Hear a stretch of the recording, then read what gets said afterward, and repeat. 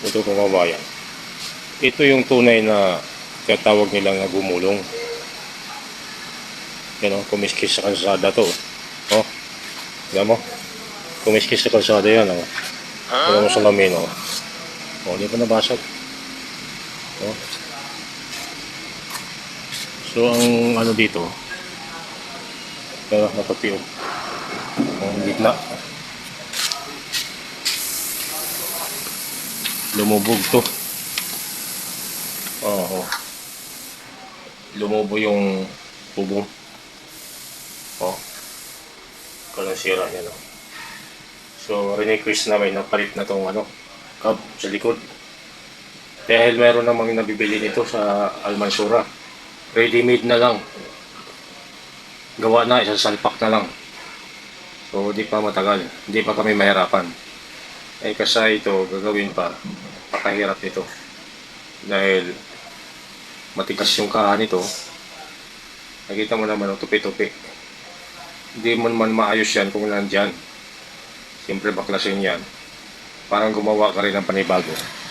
So, ito, nawala sa eskwala. Kailangan palitan. Ang gawin na lang namin ito. Yung sa ulo. Palit to. Palit to. Ito pumasok. So ito tatanggalin to. Ano ba kahirap ng trabaho namin mga kababayan. Madali humanap ng trabaho dahil sa dami ng sasakyan.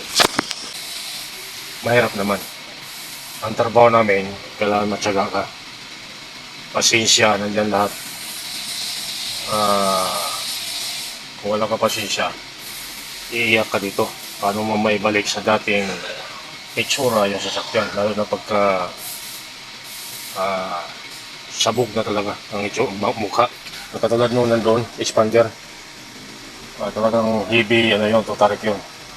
Pero nagagawa yun. Kundi lang dahil sa makina. Ang makina kasi, pag yan ang madamage, malaking halaga, airbag, automatic totarik na yan. So wala na. Katay-katay na yun, ipisa-pisa na. Ganun mangyayari din. So yun lang, bye-bye.